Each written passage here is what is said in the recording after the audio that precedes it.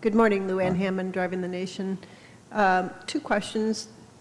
Which manufacturing plants currently make aluminum vehicles? And even if the city of Toledo bought up all the land around your plant and made another plant, would you not consider making it there? You offered a lot. If you bought all the land and you built the plant, if you did that, that would make the problem go away, a big chunk of it. You'd have to buy all the land and build the plant. And the first question, the aluminum? Inside NAFTA, no one. Right. Outside of NAFTA, there are at least 3 plants in Europe that are manufacturing aluminum bodies. Not of the mass production kind that you talked about, but certainly that have experience in aluminum. All right, Dan? Hi, Mr. Marchionne. Dan Zarek from WXYZ here in the back. Hi. Hi, sir. Since you've taken over, there's been a careful calibration of control on your company, expanding Chrysler's portfolio, getting things in better financial shape since the inception. What work still needs to be done by you and your team going forward? We have the expansion of the Alfa Romeo here in North America. Can you kind of share with us your thoughts on what your plans are going forward? We laid out a plan back in May that takes this company from where we're just about ready to report, which is about almost 4.7 million cars in 2014 to 7 million cars. That's a huge shift in volumes. The target for this year is in excess of 5 million. We have, and so across all the brands and across all the geographies that FCA is active in, we have a variety of growth initiatives which are designed to strengthen all brands, but 2 in particular are going to require a huge amount of attention, one of which is really the execution of the globalization exercise on Jeep, because Jeep needs to become certainly the largest brand within FCA, and it needs to become the most global brand within FCA. And so we have started manufacturing the smaller segment SUVs for Jeep out of Europe. We will be, I was just exchanging emails today, but with our Latin American friends, but we will be in production with the Renegade for Latin American purposes out of our Brazilian plant within the first quarter of this year. And hopefully we'll open the plant officially within April. That car, together with the the Cherokee, which is produced in Toledo in some expanded form, will find its way into China. We need to rejuvenate the offering of the Patriot and the Compass, which have been sort of historical mainstays of the brand here in the U.S. So there's a huge amount of activity that's going around Jeep, and that's both on product and in terms of geographic expansion of activities, to try and get us to this magic number of 1.9 million, right? The number, a couple of million Jeeps worldwide is by far a historical record. It would be the largest brand that we have within our fold, and certainly it would be the most successful execution of a growth plan that I've ever witnessed. Because when I arrived here, I remember having a conversation with Mike Manley, who was not in the room here, about the fact that we were dreaming of selling 500,000 Jeeps back in 2009. We sold 1 million last year. But it's testimony, I think, of the strength of the brand, or the strength of an American brand, or the caliber of Jeep. And that's something that I think we need to fight to preserve. I mean, the Wrangler story and its importance as an anchor point to the brand is something which has not ever been negotiated. It will never, I made the point that it will never be manufactured outside the US, and it won't. As I have issues about the Grand Cherokee being manufactured anywhere else, or even the upper vehicle, which will be coming out before 2018 to extend the range. Those are the key objectives. The other one, obviously, which Reed talked about this morning, is the launch of Alfa Romeo. I saw the car, incredibly sexy animal out there, wonderful.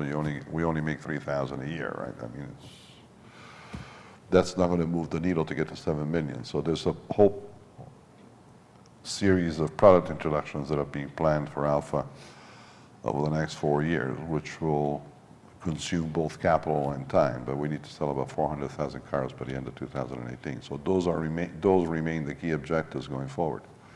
Having said this, there's a relatively large work order around every other one of the brands, which we don't talk about because the other ones are sexier. But there's a lot of work that needs to be done in connection with Ram. The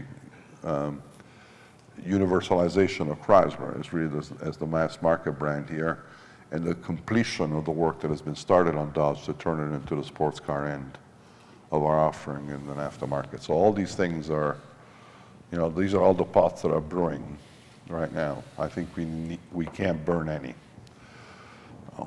Huge amount of attention to detail and to execution.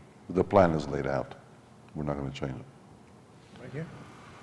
Sergio, hi. Carol Masser at Bloomberg Radio. 2 questions, if I may.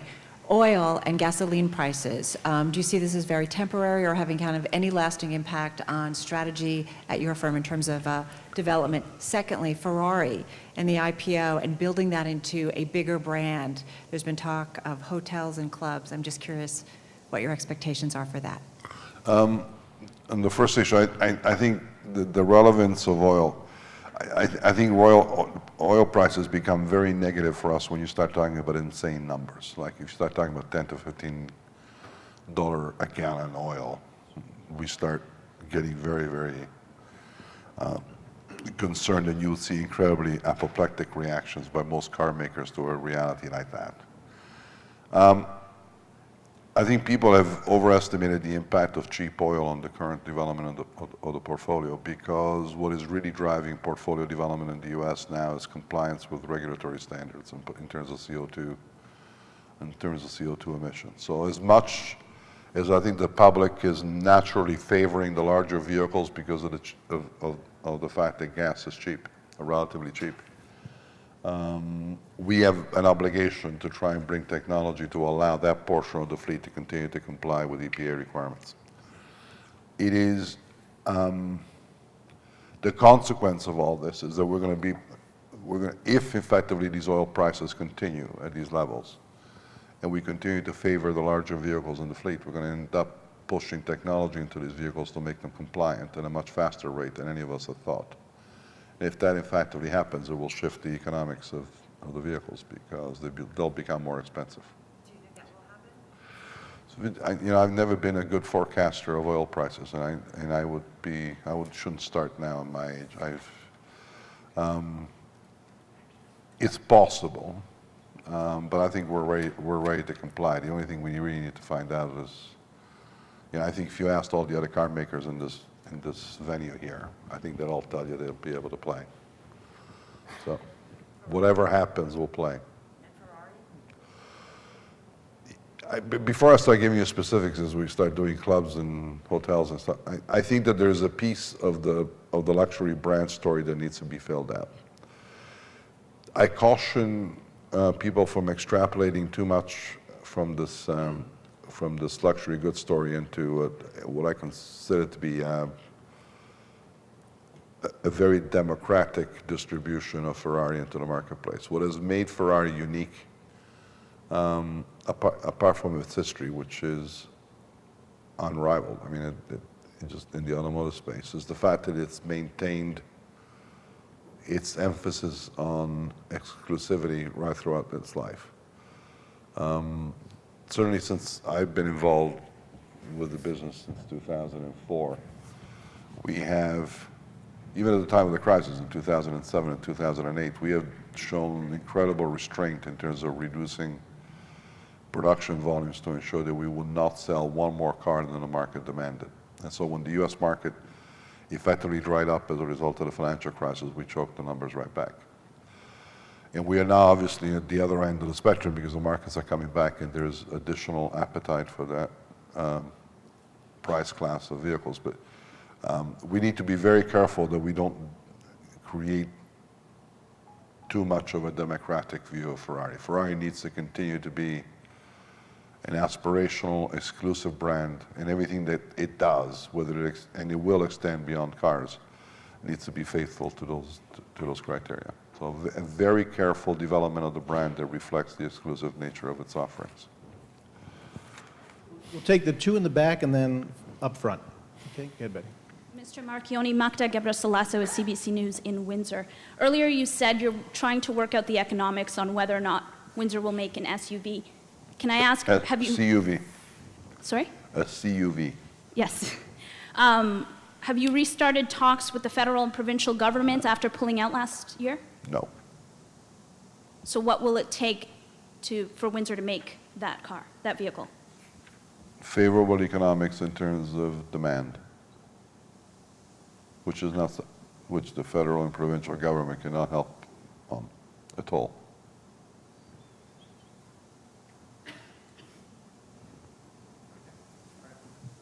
Betty, right next to you. Right there. Okay. My question was along the same lines. Christy Bazaire from CTV Windsor. Has the relationship improved at all? I know you had called the treatment by the Canadian government, you felt that they were treating the company as a political football leading into the election, but we do now have a Liberal majority. Has anything improved? Well, the fact that I said we had become a political football is true.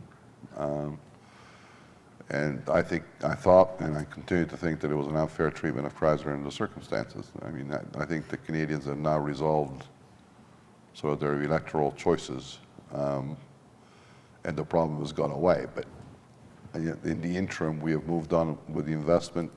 The van is being built. I don't think there's anything that could possibly happen now out of the Canadian government side, whether it be provincial or federal, that needs to be done other than to maintain civil relationships between an investor and a taxpayer of the caliber of SCA in Canada and the government agencies. I mean, it's just, I don't need anything right now. But the situation has improved. I had a conversation with the Premier of Ontario. I went to see the Prime Minister a while back. And I think the relationship has remained cordial. Brian Traring of Great Television in Toledo. Question about the Cherokee. You mentioned it earlier. How satisfied are you with sales? How important it is to your product line? Is there anything new that you're planning for that product in the future? I can tell you right now that we already have the next phase, the next evolution of the Cherokee done. We're working through the details of the last changes, so the car should be coming out within a period of 24 to 30 months.